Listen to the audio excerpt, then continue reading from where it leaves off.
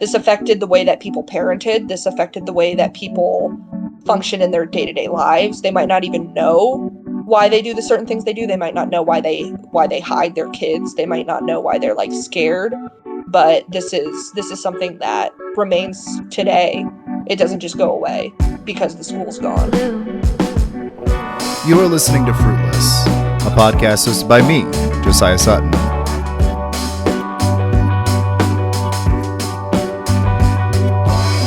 This is episode 21, Indian Country in Present Tense, featuring Amelia Schafer, where we discuss indigenous affairs in South Dakota.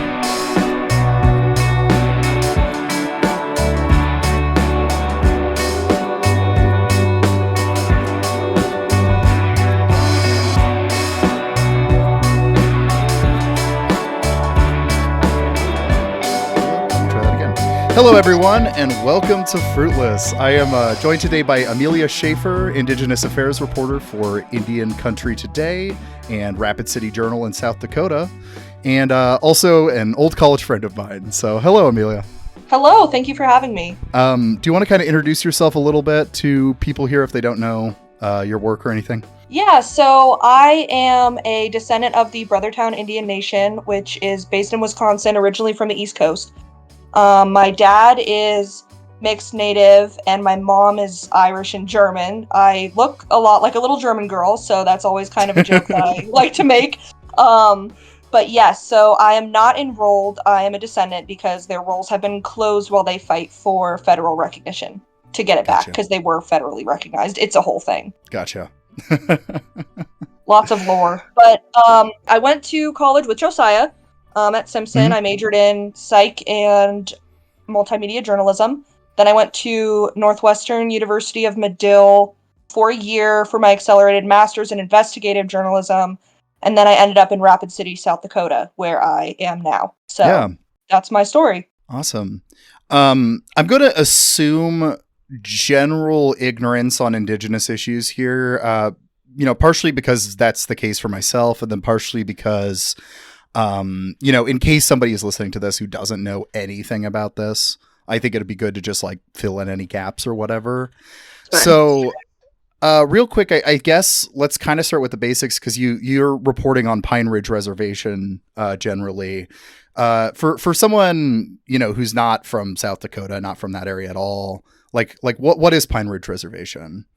Yeah, so Pine Ridge is the home of the Oglala Lakota, formerly known as the Oglala Sioux tribe. The Oglala, along with the other bands of the Lakota Nation, are originally from the Black Hills, which I'm sure a lot of people may have heard about from movies, infamous movies like Dances with Wolves, things like that. Pine Ridge is one of the largest reservations in the United States. It's a little over 3 million acres. And it is in the southwestern part of South Dakota, with a little tiny bit in Nebraska, which is White Clay, which some people may have also heard of. It's there's about 45,000, 50,000, somewhere in there, enrolled members, and they can live anywhere around the globe. You don't just have to live in Pine Ridge anymore. And then there's somewhere, this number is contested. On the census, there's 20,000 people approximately that live on Pine Ridge. But you'll hear a lot of different numbers if you are in South Dakota or you talk to people. I will also point out that a majority of Native people do not live on their respective reservations, or some Native tribes do not have reservations. So about 80% of Native people don't live on the reservation. They live off. A lot of people live here in Rapid. There's a very large Lakota community. But the Lakota, they're pretty famous for being a very powerful, very determined tribal nation. If some people know of AIM, American Indian Movement, in the 70s, that's where the Wounded Knee, I'm blanking on the word, the Wounded Knee occupation took place in the 70s. Leonard Pelletier. Leonard is not from Pine Ridge, but that is where the killing of the 2 FBI agents took place. He's actually Turtle Mountain Band of Ojibwe up in North Dakota. But I mean, everything kind of exploded on Pine Ridge in the Wounded Knee district, which is also a historic site, the site of the Wounded Knee Massacre, where I believe 300 Oglala Lakota and also Hunkpapa Lakota, different types of Lakota from around the Black Hills area were massacred by the United States in the late 1800s. And so Mhm. that's something that people may have also heard of Pine Ridge from. It's a very historic location. It's also it's one of the, if not the poorest reservation in the United States. The census says that uh, the approximate family income is about $10,000 per family, which is Yeah. extremely low. I Wow. mean, Yeah. most of the US is much, much higher than that. There's higher rates of diabetes, other illnesses, but there's also a very rich culture. There's a very powerful people still to this day. I mean, you've got large players today that came from the Oglala Lakota, such as Nick Tilson of the Indian Collective. Um, Mhm. Also, it's just a very historic location and it's very beautiful. I mean, every time I go there, I really love just talking with the people that I'm interviewing. Everyone is super funny, everyone is super nice. I've honestly never had a bad experience there, but there is a lot of prejudice towards Pine Ridge, especially in Rapid City, which is an Mhm. issue that you see today. Well, and you talked, briefly about, enrollment, and kind of just in general, the kind of, tribal nations, for, anyone who doesn't fully understand how this works, like how does like tribal government work within the context of the US now? To the, to does the reservation have its own independent government? Kind of, how does that function? Yeah, that's a good question. So basically, the each reservation, or not reservation, but each tribal government is ideally a sovereign nation. Of course, the United States Hmm. has put limits on what that means, but this basically means they have their own government, they have their own I'm sorry, my cat is yelling, so I'll repeat that so you can cut it out. They have No their worries. own form of membership, or people prefer citizenship rather than membership because membership is more like Hmm. a club, but some tribes, especially Plains tribes, still utilize blood quantum, which is percentage of Indian blood, or formerly, I believe, certificate of degree of Indian blood. That's kind of an archaic concept that was used to track people. And then today, Hmm. a lot of tribes, such as Brothertown, go by lineal descent. So if you can trace an ancestor back to their base role or an earlier role, you can be a citizen. And blood quantum is kind of phasing out, but it is something that's hotly contested in Indian country. There are a lot of people who still stick by it. There are a lot of people who feel strongly about it. So it's just a really complex topic. But to get back to the main question, each tribe has its own government, each tribe has its own form of governing, and there's different variations of that.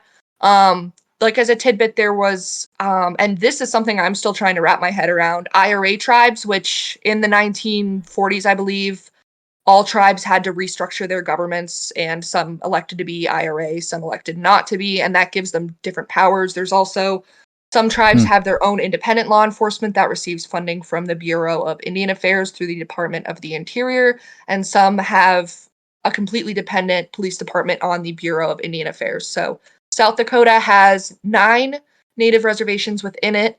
Most are Lakota, some are Dakota, and some are Nakota. Those are all part of, people would commonly refer to as the Great Sioux Nation. Sioux is kind of an interesting term. So people out here mostly call themselves the Ocheti Sakowin, which is the 7 council bands. It's what they prefer to go by at.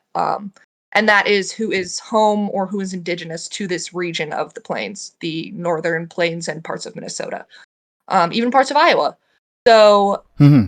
each of those 9 tribes within the state of South Dakota have their own governments and their own BIA law enforcement factions. So Crow Creek, which I've reported on, they are completely dependent on the Bureau of Indian Affairs, the BIA, for their law enforcement. Well, Hmm. Pine Ridge, the home of the Oglala Lakota, they have their own tribal law enforcement that receives funding from the BIA. But then what makes it a little more complicated, there are also BIA agents who have different departments. There's one in Aberdeen, South Dakota, and there's many just scattered about, but there's different agents that just go around and do stuff. So if you come out here, you may see BIA vehicles, or there's typically a BIA. I don't I want to call it a station. I can't think of the name, but headquarters on each reservation. And some are really small. Crow Creek's pretty small as a reservation, but Pine Ridge is pretty big, and then Standing Rock and Cheyenne River are pretty sizable too. Flandreau, Gotcha. which is in the eastern part of the state, is super, super small. Gotcha. Okay, that's really interesting. I think yeah, like understanding the whole like government within the U.S. Like a state within a state kind of thing is I think I don't know, just really interesting and something that I feel a lot of people don't quite understand, Yeah, especially if you're I not mean, in an area I near a don't fully reservation. understand it myself. Um, I'm getting better at it, but it's just South Dakota is such it's so different. I grew up in Iowa. I grew up in a really small town about 2 hours south of Minneapolis. It's so Mhm. different from what I've grown up with, and it's even out here is a lot more different from the or more different.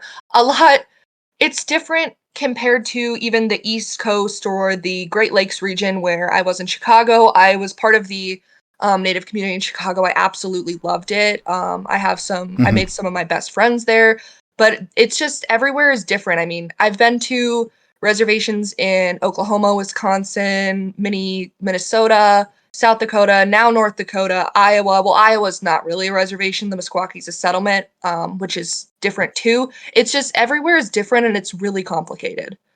And Oklahoma too. I don't know if I said that. I've been all over. Hmm.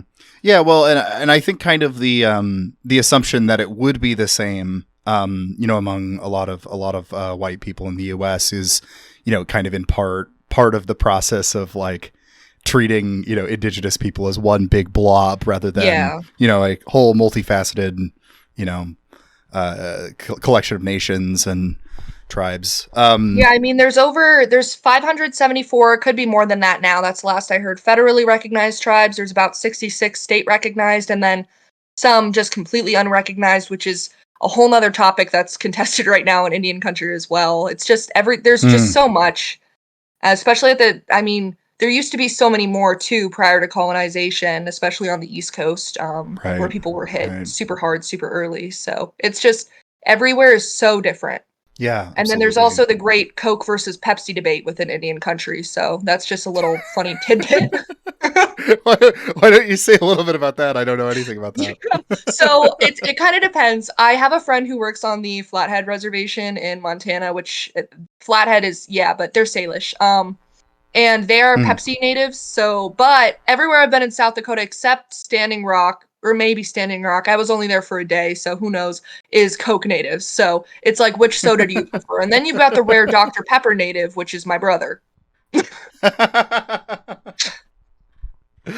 That's really funny. Yeah, There's didn't know about also that. there's just a lot of different things. I mean, I don't know if I ever made fry bread while you were at Simpson and I had some for you, but there's also differences in just like fry bread, which is also complicated. Everything's just super complicated. It's a Mm. lot to wrap your head around. Yeah. No, no, yeah. I don't think you ever made fry bread, but You got to come that's out here that's and get really. some. I do need to visit you in Evan at some point. I've never been to Rapid City actually, so It's honestly would really be. beautiful. I love the Black Hills. It's just a lot different than what I'm used to. Or living in Chicago for a year, it's a lot different than Oh Chicago. yeah. It's Oh yeah. about That's like probably if a. you can picture, it's about the size of Waterloo for any Iowa listeners. So Okay. Okay. in Gotcha. population, in the sheer size of the city, it's very large and spread out. Yeah. Okay. That makes sense. Um, well, kind of zooming more in on your reporting specifically and kind of what you've seen at Pine Ridge. In general, what are the kind of issues that are facing the reservation and the communities on the reservation? Right. So Pine Ridge has a large issue with crime right now.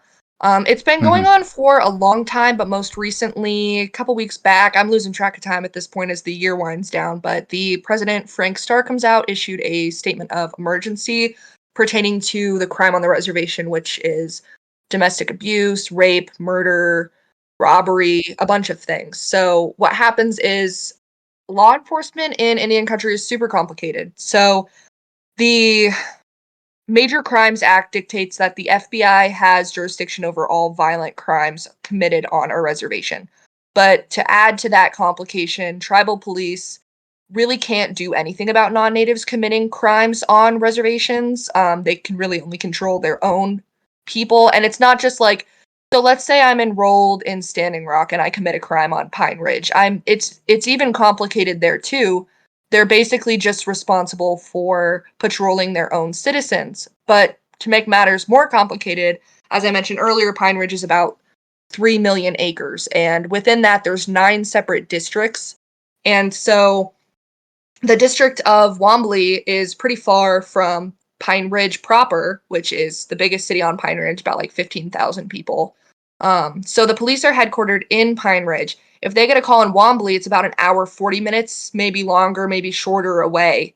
So they've got to get Mm. all the way out there. And then there's only 32 active police officers on Pine Ridge, but they're not all working at the same time. That would be a lot. So they have right now, I believe in the statement of emergency, the president said they have 5 officers working at one time.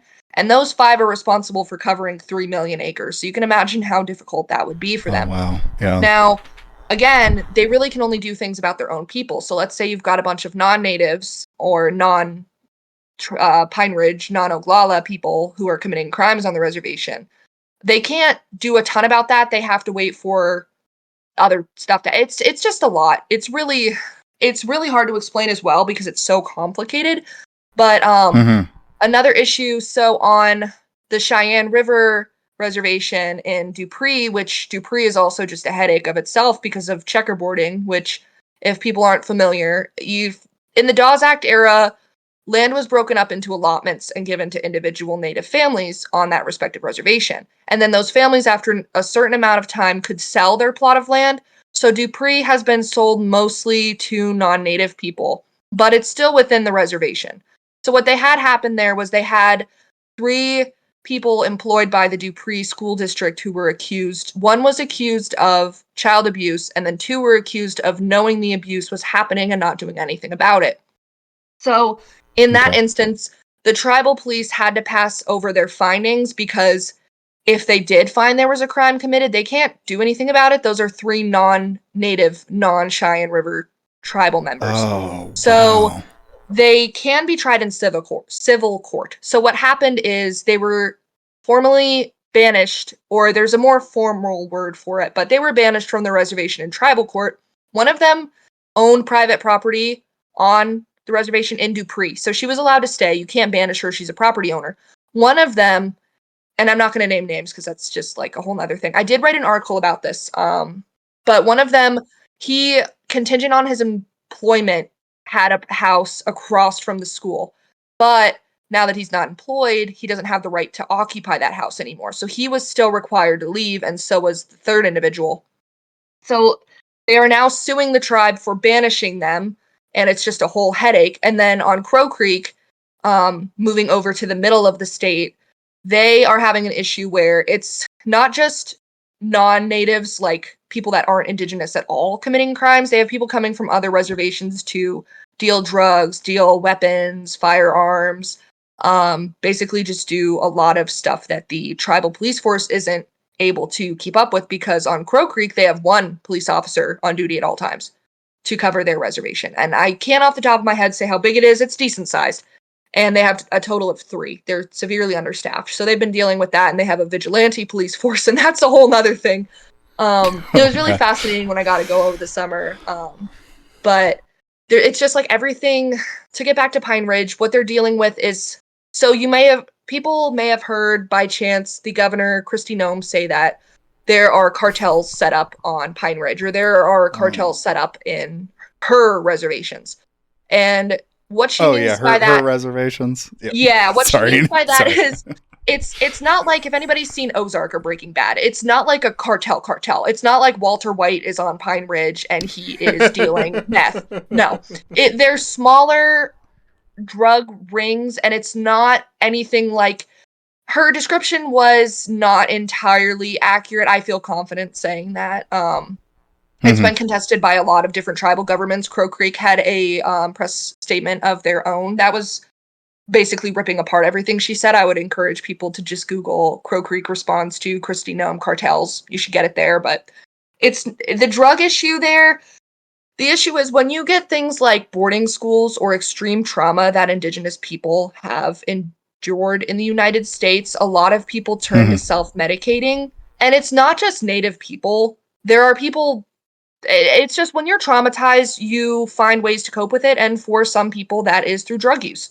Um, so there is an issue with meth use, opiate use, alcoholism on Pine Ridge, but it's not exactly the way that it's been characterized in previous. I hate saying the media, but in the media, I guess. So there's just Pine Ridge. They have also an issue with missing Indigenous people, not just women. I did a story on a little boy who went missing 2 weekends Oh ago, yeah. and Hmm. he was only 3. He wandered off, and he was gone for 14 hours. It went below freezing, and somehow he lived. His uncle found him. It's a really cool story that I got to talk to his uncle about, but there's just a real issue with people going missing, and it's really difficult for law enforcement to keep up with it.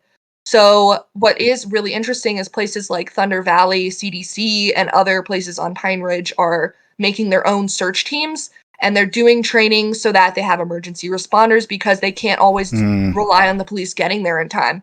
Like if you have someone go missing in Wombly, it's going to be, unless a police officer just happens to be over there, it's going to be maybe an hour 45 before they can get there. And a lot can happen in that time. And then just due to the sheer amount of calls that they're getting, they're not always able to respond to it. I did an article about domestic violence on Hmm. in Native communities, and when I went to Pine Ridge proper, the city, um, I spoke with Oglala Victim Services, and they said that they've seen a lot of people. The police, like, let's say somebody's shooting up a gas station on the north part of the reservation, but then let's say there's a domestic violence incident on the west side. You're gonna have to Oh prioritize which yeah. one you're going to, unfortunately, because they're so short staffed, and that's just the reality of it. And it's sad because that also people don't. You have to work up a lot of courage to call when you're being abused, and then to have no one respond is just it's gutting. So Hmm. there's honestly, I feel like I'm rambling, but it's No, so no. complicated and there's so much happening um that Yeah, I it's mean, something that I intend or plan on keeping up with for a while, is just the way that crime is on reservations. yeah, absolutely. I mean, yeah, I feel like I got like 1,000 questions to ask from all that there. There's so much to unpack there. Going to the discussion of like drug use, especially the turning to drug use, in light of trauma and pain and persecution or whatever. Um, what I've read kind of your reporting on the the police situation in the reservations, but what is the situation of like the medical situation, like with hospitals or something like that?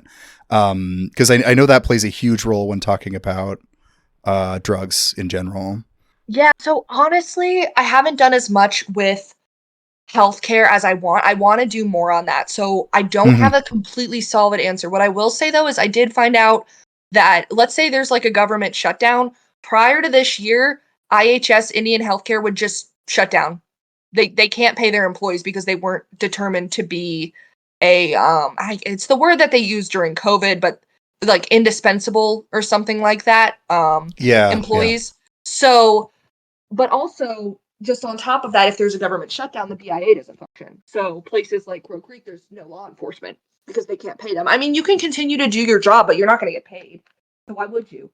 Um, Hmm. but I mean, with healthcare, a lot of people, I mean, you have to be to use Indian Health Services. And I don't know if this is like, let's say you live on the reservation, you're non-native, and it's like the closest hospital. I can't speak to that, but in general, if you're enrolled or you're the direct descendant of someone who is enrolled, you can use Indian Health Service, and it's not Hmm. perfect. One of the, I think PBS or somebody did a really good documentary on issues with staffing, and it took place on Pine Ridge actually because they were having a hard time finding doctors, and a lot of the time the people that in that documentary that they could find were not the best, and so there was allegations of abuse. There was allegations of sexual abuse with patients. I honestly, I'll have to look it up later, but I cannot remember what that was called, but it was really interesting. But Hmm. yeah, I have not done as much with healthcare as I would like to. That's one of the Sure. areas of coverage that I really think I've been lacking in. Sure. Yeah. Well, I look forward to reading whatever, you do find when you start looking into that. As another thing kind of from what you were saying that came to mind was, yeah, so the inability to try, legally go after, someone, who's not, a citizen of the reservation. I mean, that basically, to me anyway, seems to imply that there's basically very little legal recourse for dealing with like hate crimes. Yeah. Is that kind of the case? Okay. But yeah, I would Yeah. say so. I mean, especially because when the Keystone XL pipeline was initially planned, this was something that was brought up in an interview. There was one of the Native women's sexual assault organizations was given specific funding to set up along the proposed route of the pipeline. And there's been a couple, I can't remember off the top of my head. There's been some really good reporting about the violence that comes along for Native women when there is a something like an oil rig being set up or a pipeline construction or just something that brings in man camps. Just anything that brings in man camps generally is Mm, associated with a rise in missing and murdered Indigenous women. And that's because I really wish I could remember.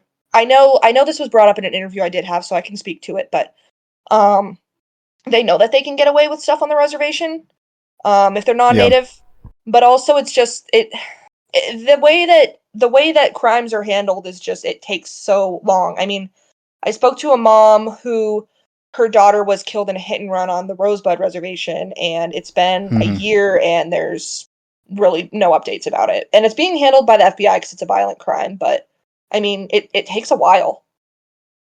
Yeah. It seems like it's a really sluggish response. I was gonna say, you wrote a article. I don't remember how long it was, but the headline was specifically "Walking While Native," which I found like a really, just kind of depressing, Yeah.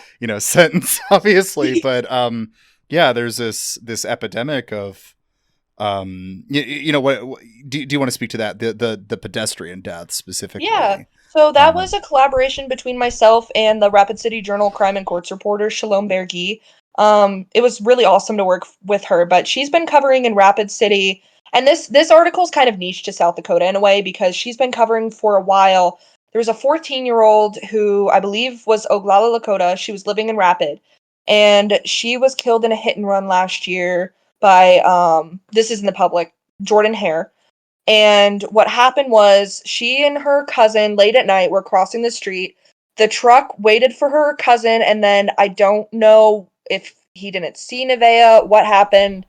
He hit her and killed her and left. And in South Dakota, there are a lot of weird limits to what someone can be charged with if they commit or if they kill someone in a hit and run. And there's no modification if they kill the individual. I believe it's a maximum of 2 years. And Hare was sentenced to 1 year. And I would need to look at it more. But Sure. he cleaned his car after the case, after the fact, I mean. He cleaned his car, he got it painted. Um, and the mom was left, she found her daughter as she died. And so just Mhm. recently his trial happened, and I don't remember the specifics off the top of my head, but it's not what the community wanted. So the community did host a sit-in protest at the state or the Pennington County Attorney General's office because they're dissatisfied with the way that things are. Because in South Dakota, the laws are so limited to what people who commit hit and runs can be charged with. One of the Mhm. state government officials a couple of years ago actually killed someone in a hit and run. He claimed it was a deer, and what was interesting is he had the man's glasses in his car. So, Jesus um, Christ. yeah, but Huh. I focus. So Shalom really took the reins on the local issues because she's been covering that since the start. I only started Sure. in June, but I covered Michelet Ironcloud, her death on the Rosebud Reservation, Yeah. specifically in Parmalee, and she was hit, and remarkably, she was carrying her young son, and her son survived, and he's doing really good to this day. He's perfectly fine. I mean physically, and Mhm. so that it's just there's a lot of accidents on reservations there's not a lot of lighting. A lot of these crashes happen late at night, and then there's just not a lot there. And I actually found out since writing that there was another guy who was killed on Pine Ridge in 2021 whose Hmm. death isn't solved. So there's a few that remain, and then in general, a lot of people are hit. A lot of people are hit in Rapid as well, Yeah. especially on the outskirts of town. There was a woman who was hit and killed who was native by the airport this year. There was a young native man in Box Elder, which is right outside of Rapid City. I think of it as a suburb. I'm not sure if they would, but he was hit and killed in Box Elder. It's just there's just a lot, and it's really really sad. Yeah. Yeah, and I mean, you combine that, the difficulty of trying hit and run cases in South Dakota as is, and then the complications of what it sounds like of trying anyone on a reservation who isn't a citizen of the reservation. It yeah, Yeah, because the it sounds like a FBI, so if problem. they were to find who killed Michelet, they would be sentenced at, fortunately, they would be sentenced higher than they could be Okay. because it would be handled by the government and not by a South Dakota smaller regional court. So that I guess is the bonus of having the FBI is that they can try them to the fullest extent of the law because they'll go by Mm, federal law, they won't go by state law. So should they find okay. who killed Michelet, they will be charged accordingly. Well, moving a little bit, you talked a bit about, the crime epidemic in the reservation. I specifically wanted to talk about the lawsuit and the state of emergency. I don't know if we specifically got into that yet, but Oh yeah, um, sure. yeah, this recent stuff. So, what's your understanding of like what the lawsuit was last year? I know that was before you were reporting, but then the state of emergency now that's happened in the last few weeks. Yeah, so my understanding, the state of emergency was basically to put pressure on the fact that nothing's really happened. As of October, not October, as of August, either 5th or 15th, it has a 5 in it. There was supposed to be a date set for a settlement to take place in the lawsuit that the Oglala Sioux tribe, which I usually just call OST, that OST had filed against the United States government for a lack of law enforcement, inadequate law enforcement. So that lawsuit specifically, the budget that the FBI funds, or not FBI, I've been talking too much about the FBI. The budget that the BIA gives to law enforcement on Pine Ridge was set in the 1990s, I believe 99, and has not adjusted since. And so at that time, they had specific grants that provided for the funding of 120 officers, and they also were able to have a law enforcement center or precinct in the 9 districts. So that means their response time is faster, the officer turnover rate is lower, they're not getting burnt out as fast. But Hmm. now, over the years, they lost those grants, and so they're left with that base funding from 1999, and that has not been adjusted for inflation, as I'm told. So the OST launches a lawsuit against the United States last year for basically just all of the issues they've been having with law enforcement. They can't keep up, they don't have enough funding. They are requesting funding for 120 officers, and that would help them get back on their feet, is what they're saying. So fast forward to now. I did an update in October, but in August, they were supposed to be setting a date for the possibility of a discussion of a settlement or something of that kind. It's really, really niche law talk, but it Hmm. is now heading into December, and I looked on Pacer, which is a tool that you can use to keep track of lawsuits and stuff, and there was nothing else filed since August. So a few weeks ago, I think this is just to put pressure on it. The OST launches this state of emergency proclamation, and they've done this before. And so this basically raises awareness to the issues they're facing, and it's supposed to trigger a response from the United States. For example, last year they had an extreme winter weather emergency. Darsha Dodge from the Rapid City Journal did some really great reporting on this, where people were locked inside their home for an extended period of time because of the snow, and they didn't have the Hmm. infrastructure to plow, they didn't have the infrastructure to keep up with it, so they were left burning their own clothing.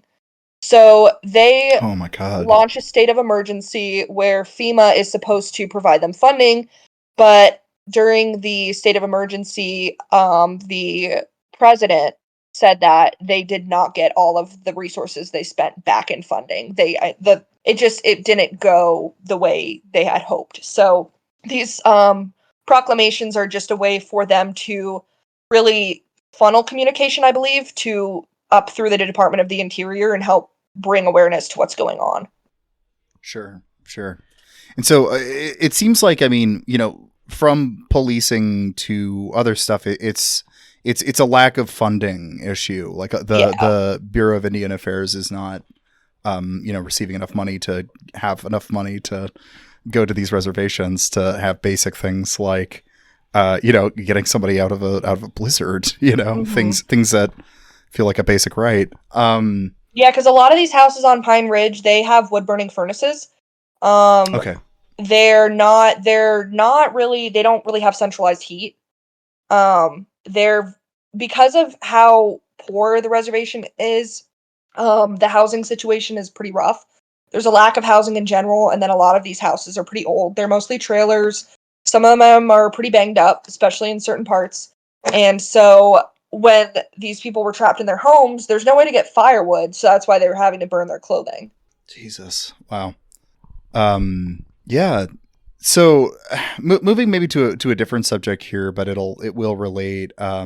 You've also been doing some reporting on the Indian Collective, which quickly want to something you pointed out to me before we started recording. As it's spelled NDN, but it's pronounced Indian Collective, and I spent like the first hour before we started recording trying to figure out what NDN stood for. Until I heard you pronounce it, and I just realized it was a pun that I wasn't getting. Yeah, it's just like a little, like, people, instead of saying I'm an Indian, they say on online it'll be like I'm an NDN, like I'm an Indian. Yeah, Indian. I see. But yeah, so you've been reporting on them a little bit, and they're I believe it was in September that they went to Washington D.C. Yeah, they were for that? Leonard Pelletier's birthday. They were protesting for his release. A lot of people consider him to be the longest serving U.S. political prisoner. He was arrested after the killing of 2 FBI agents in Wounded Knee on Pine Ridge in the late 70s or early 70s, somewhere in 1970s. Oh, wow. And a lot of the information is like that's a whole thing on its own that we could do an entire episode on, but basically he's super old. He's an elder. His health is declining. He has diabetes. He had COVID, and from COVID he has long-term effects. So they're not asking for him to be pardoned.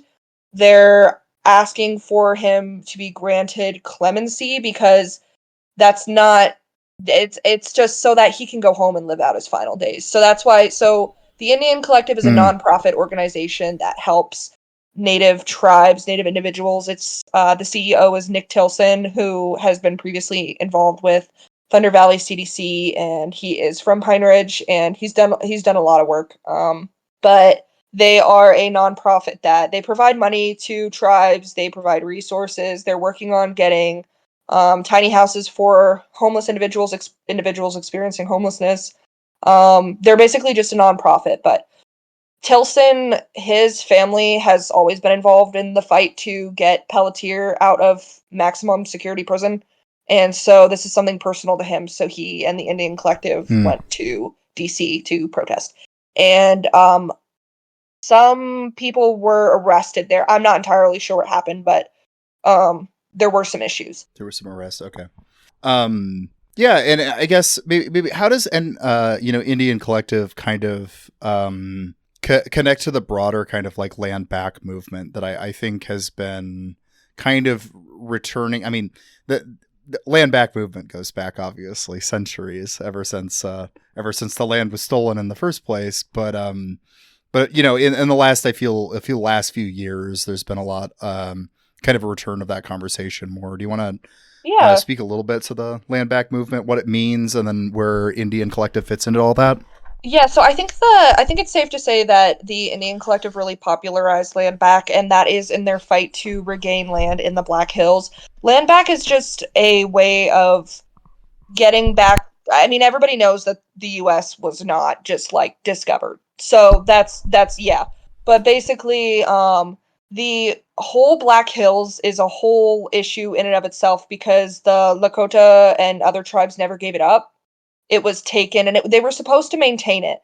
But when gold was found there, it was all over. So the what used to be the Great Sioux Reservation, which included the Black Hills, was divided up. They still had a ton of land, then that got taken away. Then they have what the reservations are today, and then within those reservations, the land got bought up because allotments. So actually, when I was on Standing Rock, there was discussions about just they're having a lot of tribes are having to buy back those parcels of land that were sold, but then there's a whole nother process from turning it into fee lands into trust lands because when they buy those lands back, they have to pay taxes on them until they're placed into federal Right. trust. But basically, in a nutshell, land back is just a movement to reclaim lands that were taken. A lot of these that you're seeing being given back usually are sacred sites. In the late 2010s, Peshla, which is in the Black Hills, was returned to several Lakota tribes, and that is a sacred site for them. And it's just like in the middle of the Black Hills, so that was a small victory. It was a big victory actually. Um, Yeah. and then other places around the U.S., you're seeing these small or even sometimes sizable chunks of land, sometimes donated by private landowners. I mean, some random family in Iowa donated their property to the Rosebud Sioux tribe. It's 9 hours away, but it's the thought that counts. So, I mean, there's some people that are giving land back, which cool. And then the government is also giving land back because Deb Haaland is a citizen of the Navajo Nation, the Secretary of the Department of the Interior. So I believe, I don't recall, and I could be wrong, I don't recall seeing this happening before Haaland was in office. Um, Hmm. but for example, like the Brothertown reservation, the Brothertown got moved a lot. Some got moved from New Jersey because there was a reservation there. Some got moved from New York, got forced to Wisconsin. Um, into the land that was already part of somebody else's reservation. Then they were like, go to Oklahoma or else. And they're like, we don't want to go to Oklahoma. So then they're like, okay, no more land for you. So they recently, let's say somebody donates land to the Brothertown so we can have like a farm. That's land back. So it can be small, it can be large. I did a story.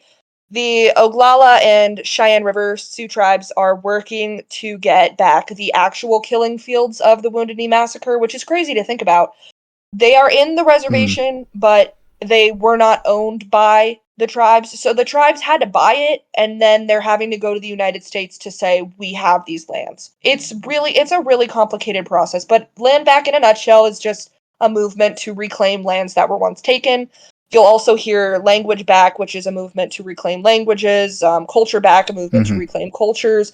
It's just it's a larger movement that was, I'd say, popularized by the Indian Collective. I think people first heard of it when they blocked former President Donald Trump from going to the Uh, fireworks at Mount Rushmore. I was There about to was bring this up. Yeah. Yeah. Yeah, there was a protest there, and then the Indian Collective, a few people scaled the. There's a big grain mill in Rapid City. They scaled it and put a huge land back flag on there. I think that's when people started hearing of this. I think that's when it became popularized. The I think term. you're right because I mean I'd heard the phrase before then, but I do recall like and especially I mean this was 2020. This was a really Yeah, that was a political time. year. It was a very heated year, and a year of mass protest, and I feel like that was when I really saw it as like like a, I don't want to say militant because that might have a negative connotation, but a real like thing with some direction here, like might actually be gaining some steam. And Hmm. it is cool to see that's it is growing in popularity, is it is starting to be taken seriously. Yeah, because Mount And Rushmore itself was the Seven Grandfathers, which was a sacred site to the Lakota, and then the United States purposely turned that into Mount Rushmore. I think that's safe to say. I don't think that's my opinion. Um, no, and no, I think so, that's at this point a matter of historical record. I yeah, mean, I would say so. I'm, yeah, I'm trying to dance along that line as a reporter. sure, But yeah. yeah, so that was part of it. Is they would very much so like that back, please and thank you. Yeah, I hope that some progress gets made on that. I don't know. I there was a pretty strong negative reaction, I recall, to the Mount Rushmore stuff, but Oh yeah, there will I mean, always of be. course, there will Because that's always like the be. idealized American monument that people think of. I Yeah. mean, people come from other countries to go there. People even like when I went there, I just was like, I might as well just go. There were cars with plates from native nations. So I was like, oh, chill, okay. Hmm. So I mean, people go there. It's iconic. But it Right, was it right. was made out of a historic site for the Lakota or the Yeah, Greater and I mean, Oceti-Sakowee. if you're not familiar with that history, it kind of feels like a group out of nowhere just going, "Oh, we want the Statue of Liberty now." Yeah. Like that's I think how your average, Yeah, person thinks of American it. sees it, and then that's part of Well, why because the then you had the education here whole is what Ben and important. Jerry's was like, give back Mount Rushmore, and then people were exploding mentally. Yeah. Well, maybe speaking back to the land back stuff, it's I think I think that it's good to see that some of these victories, like, and from my understanding of it, a lot of land back is just, frankly, just trying to make the U.S. follow treaties that it signed, like, Yeah, treaties, already. especially here, are a huge thing you hear people talk about because, I mean, this part of South Dakota, they never technically gave it up, and then with the Black Hills, there's that bank account that people like to talk about where the Lakota tribes were given money in exchange, but they don't want it because that means they give the hills up. And that's just like that's like another big thing is they don't want the money, they want the land because they don't care about the money, they care about the land. That's where their ancestors were, that's where their culture, that's where they like their the I mean Wind Cave National Monument or National Park, that's part of the creation story for the Lakota, and they don't.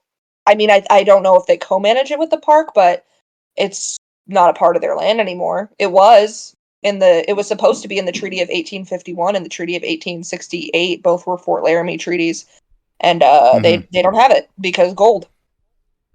Yep. Yeah. Because you're saying this is a lot of the Black Hills. This is kind of the situation where Hmm. I don't even recall which article it was that you wrote, but one where I was just like kind of jaw dropped at how many treaties were violated that Oh, you that might have mentioned in been the it. initial Oglala lawsuit one because I like go into it Yeah. there.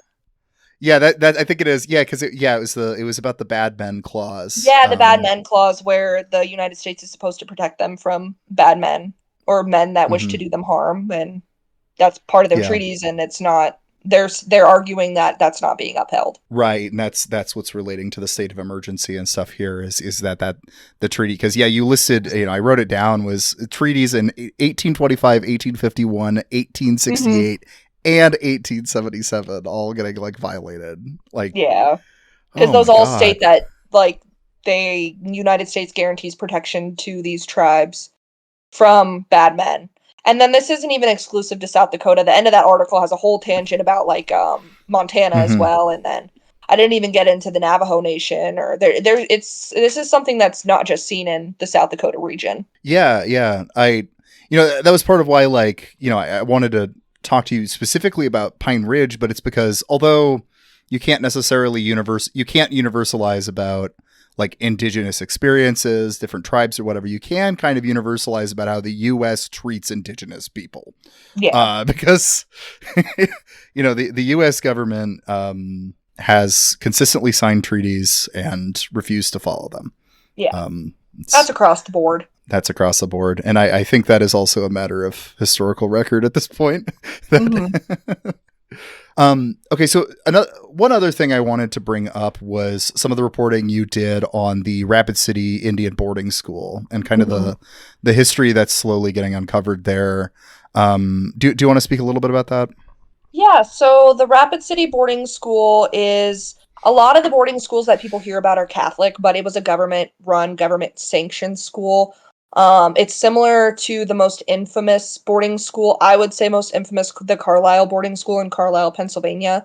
So what it was an off-reservation boarding school for Native children to be taken to. The Rapid City boarding school was supposed to be middle school aged, but when I went through the records and I spoke with the researchers, you ended up seeing kids from infancy to 19 years old. That's just who ended up being there. And then it also wasn't just local kids, which is another common misconception. There were kids as far as Wisconsin, Minnesota, Montana, North Hmm. Dakota, even Nebraska. But I guess Nebraska is a bit closer. But nevertheless, it was kids from all over. A great chunk of kids were from Montana, and a lot of these kids never came home. There were 2 infants that died. There's pretty much no record about the infants, which is something that the researchers are hoping to be able to look into. And there are so far about 50 recorded deaths, and the researchers are suspect that there are more. So the school ran until the around the 1940s. It started to dwindle by that point in popularity because this is when boarding schools in general kind of, aside from Yeah. reservation schools, were kind of declining in popularity, or they were also shifting as we know it. The boarding school when it first started in the late 1800s was a lot different from when it ended in around the tuberculosis era. That's why it ended, is because it became, well, first it was for the Civil Conservation Corps for a couple years, and then it was a tuberculosis clinic, and then it was an Indian Health Services clinic, and now it's demolished. But there is an Indian Health Service clinic there. Anyway, so the kids, a lot of them died because of circumstances caused by the school. And for example, one of the researchers, Kibby Brown, she spoke about one of her ancestors who the kids were only being fed like brown mush and bread, I believe is what she was saying. And so they were working in the farm. He stuck a potato in his pocket, and then he went down to the basement because he was in charge of managing the boiler room, which he's a small child managing the boiler room with a grown Yeah. man, but Jesus. he's managing the boiler room as his task, because what this school was, I should probably get into that. What the school was half work, half school. So half of the kids' day would be spent working and half would be spent schooling. And the model for this was, there's an infamous quote, kill the Indian, save the man. So Yeah. basically what they're doing is these kids are being trained, air quotes, to lead a normal white life, if that makes sense. So they get to the school, their hair's cut, Hmm. they get to the school, they can't speak their language anymore. A lot of these kids didn't speak English before, and they're treated like they're in the military. A lot of them go on to join the military after this, but they're treated like they're in the military. So anyway, they're given these jobs. So he was tending to the garden, he sticks a potato in his pocket, he goes down to the boiler room and he tries to cook it. He's a little kid, he doesn't know this is going to make it explode, but it does. He is killed in the explosion. The One of the workers is injured but survives, but a lot of the cases were similar to this, or they were just general illness, because the kids weren't receiving the same treatment that they would if they were white children and they were sick. So a lot of them died from Right. pneumonia, Right. a lot of them died from other treatable illnesses. And this is also the late 1800s, so there's not a ton of treatment, but they're not getting the best treatment they could be. So a lot of the descendants today live in the Rapid City area. Rapid City is about, to put it into context, the reason I report so much on Pine Ridge is because it's the closest. The border of Pine Ridge is about a half an hour. Pine Ridge, the city of Pine Ridge or the village of Pine Ridge, is an hour 30, so it's not that far. So I can do that in a Sure. day. So that's why I focus on them the most. But that child in particular, he was Oglala. So a lot of these kids, once they leave the school, if they survive, they're traumatized. Um, and at towards the end, Kibby had relatives that went that said it got better, but the boarding schools, this isn't where they stopped. I was kind of, I didn't realize this, but when I was interviewing an elder who he had relatives that went to the boarding school who died escaping, he went to boarding school himself. So I was sitting there and I was talking to a boarding school survivor, and that was something that really stuck with me, because Yeah. some of these schools on the reservations continued as boarding schools into around the 80s or the 60s, 70s. That's when they started to phase out. I think that one in particular he went to stopped being a boarding school around the 80s. It's still a school, but it's not a boarding school anymore. And it's seen a lot of Hmm. reforms. That's the Red Cloud Indian School. It's now the Mapialuta School, because that's the Lakota name for Red Cloud. Um, so it's just boarding schools as a whole. I think people are starting to learn more about it. There's this Yeah. trend where they'll hear about indigenous issues, they'll think about it for a little while. Like the Kamloops school brought a lot of international attention to boarding schools, and I am grateful for the reporting that was done on that because I think that is when people started paying attention. To clarify, was that the case in Canada, or is that something Yeah, else? and in Okay. Yeah. Canada, some people will tell you Canada was worse. Some people will say it's about the same, but Canada had a very large amount of boarding schools, and a lot of them were religion based. But the Yeah. boarding schools are not new. I did have relatives who, so some Ivy League schools on the East Coast, Harvard, Dartmouth, they used to be boarding schools. Um, Dartmouth was the more Indian day school, and I did have ancestors who went there from my Brothertown family. And so this has been going on for a long, long time, since the 1700s. And it just kind of it got big, I would say, when Carlisle was created in the mid to late 1800s, because the government kind of got involved and they thought that this was going to be the way to save people. But you still see the remnants of it today because there's still people who are boarding school survivors who are living their lives, and even their Hmm. descendants. It affects it. It kind of has like a trickle down effect in a way through intergenerational trauma, because some Sure. people, you'll hear a lot. And when I was in Standing Rock yesterday in their tribal council, they had some quotes on the walls, and one of them was about how their grandmother would have them hide in the root cellar because she was so afraid that the government was going to come and take the kids to school and she would never see them again. So Hmm. it's trauma that really stuck with people. And so even though Yeah. the boarding school in Rapid isn't up anymore, the only thing that remains is the barn and then something else. But it remains in people's memory, whether they know it or not. One detail, and it was actually why I was going to bring up the cases in Canada. One detail from your reporting on this that honestly just made me nauseous reading was the them being unable to do ground piercing like scans of Mm-hmm. this specific residential school. So we don't know if it's gonna, if it would have been a similar situation. And there's all these unmarked graves that have been found. Um, Yeah, yeah. So that issue, when that was coming out in Canada, was, I think incredibly harrowing to anyone who was following it. But this didn't just happen in Canada, obviously. Like, yeah, it happened if all you're, over. yeah. I mean, when you look at records from the Carlisle Indian School in Pennsylvania, there were kids who were being taken from Puerto Rico. There were kids who were there from Alaska. Like they were taking kids from everywhere, all the U.S. colonies. So this is something that Likely affects all like. these kids not even speaking the same language. Like, obviously Mhm. they were being forced to learn English, but like, Yeah. treating them all like they're the same thing just because they're indigenous and not from, Hmm. vastly different regions. Oh man, sorry to bring up such heavy history Oh no, it's here. okay. I mean, it's part of the job, and that's Right. it's something that I've kind of had to. This is the job I want to do. This is the job that I'm passionate about. But it is hard, especially doing the boarding school article. It just made me think a lot. Hmm. Yeah, so you talked a bit to the researchers about what's kind of being done to. Obviously, there's no way you can make up for the lives that were lost and the trauma that was done this, but done in the boarding schools. But there's been an attempt to like learn the names of people who died and people who were killed. Um, like what's being done, I guess, to address this historical legacy and what more could be done.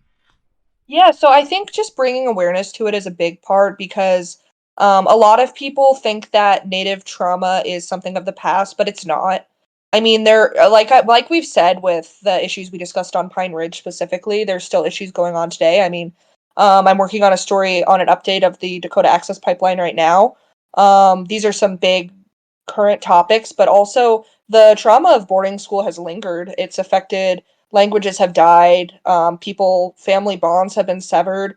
And like you said, I don't know if there is a way to mitigate that, but what we can do is we can educate ourselves on it. What's cool is the Rapid City Indian Boarding School Memorial, in particular, is going to be built sometime in the near future. They got Okay. the organizers have a parcel of land that they're going to build a monument on where there will be one boulder for each child that is recorded to have died, and they'll be spread out in a way that if they find more children or if they recover names, those can be added. And there's also going to be a space for ceremony, a space for different types of healing ceremonies, and then there's also going to be spaces for education. And I think another good way is to just support organizations that are doing this work. Like, a lot of this is done through donation, and a lot of this is done through volunteers. Most of the people that work on the boarding school memorial are volunteers. I mean, Kibby Brown, who I mentioned, her ancestor, she just does this as a volunteer. She works, she has a different job that she does. So this is just something she did because it was important to her. So I think even as an ally, you can help with this research. If you have research skills, that could be good too, because it's hard. You have to dig through a lot of different documents. These documents in particular were stored in Kansas City, so the researchers had to, if they weren't digitized, they had to go out there. They had an external group, that also helped with that, which was good, but I think the first step is really just educating yourself, because a lot of people, especially, this is something I hear in Rapids sometimes, where people will be like, oh, well, these Indians, they just want to complain. They just want to dwell on the past. And it's like, this isn't the past. This affected the way that people parented. This affected the way that people function in their day-to-day lives. They might not even know why they do the certain things they do. They might not know why they hide their kids. They might not know why they're like scared. But this is something that remains today. It doesn't just go away because the school's gone. Yeah, I actually the last guest I had on Fruitless, speaking about the Israel-Palestine conflict, but he made a comment that has been kind of fucking with me for the last few weeks or whatever, where he was talking in general about indigenous issues in relation to it, and he asked, well, how do we refer to Native Americans? It's often in the past tense, even though that's not true. You know what I mean? Like that's not the case.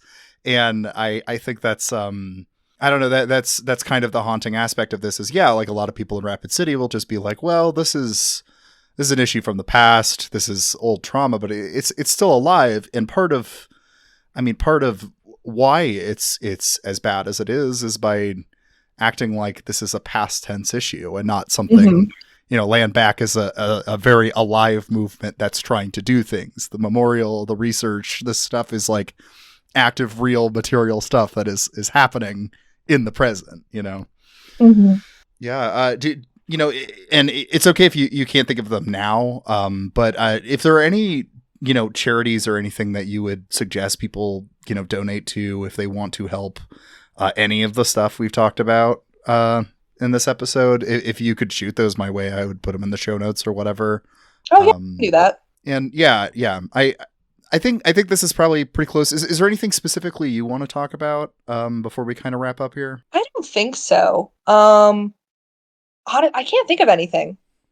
I'm trying. I know I have stuff, but I don't know. It'll be the instant I stop recording and I go and like eat some dinner or something. I'll be like, oh shit. Well, I was gonna say, I don't know when this is coming out, but my Dapple story will be out on Saturday. My goal is to have this out literally like tomorrow. Okay, cool. So hopefully that should be out by then. Or will not be out by then, but it will be coming out. So keep an eye out for that. And I'll link like your socials and stuff. So your Twitter and stuff, so people can keep an eye on your reporting here, because I think you're doing really cool stuff. And thank you. Actually, I got asked to talk at Simpson today, but just in like a media class, and I was like, yeah, I'll do it. But I mean, I was like, dang. Yeah, that's cool. Yeah, I think you're doing really cool stuff. So thank you. It's good to kind of catch up here a little bit. And for sure. Yeah, I'm jealous that I didn't get to have coffee with you and Evan. I know. Yeah, that was fun. Good. Yeah, next time you guys are in town, let me know. I'll go ahead and say thank you everybody for listening to Fruitless. Don't forget to check out Amelia Schafer's work. I think that's it. Thanks so much for joining. Thank you for having me.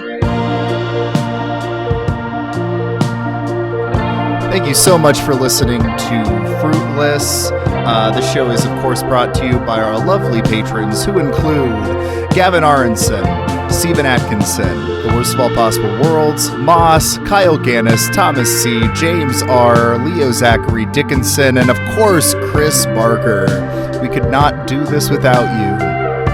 Please remember to rate and review the podcast on Apple Podcasts, and also check out the Patreon for more wonderful content. Thank you so much for listening, and we will see you next month.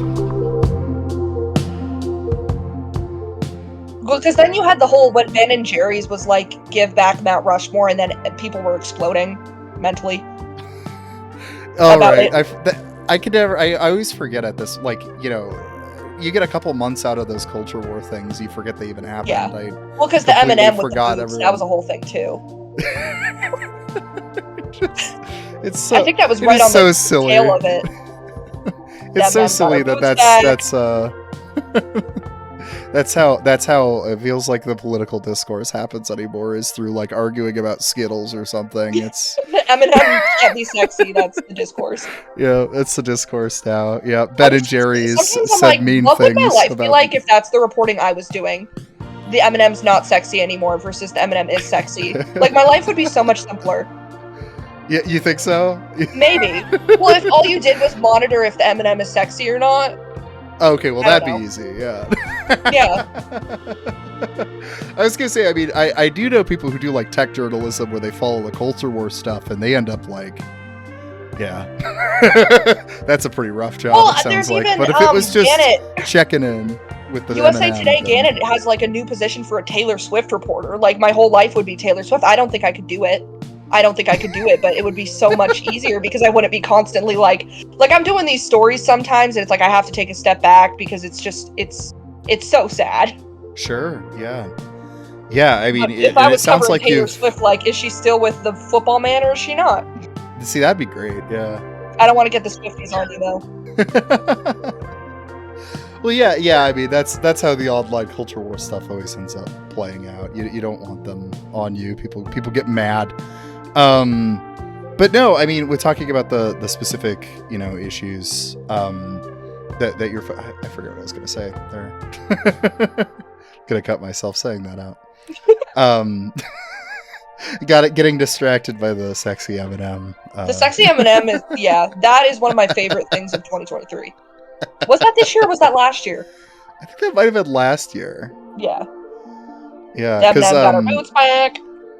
Yeah, because I went to the M&M store at the Mall of America earlier this year, and I know that it was before then because Kelly kept making a joke about, like, where's the sexy green bitch? I'm looking for her.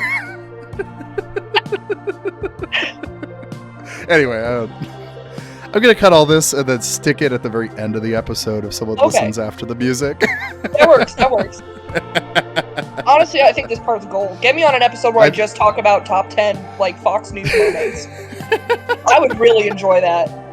Honestly, that would be pretty great. I won't distract you anymore. No, you're good.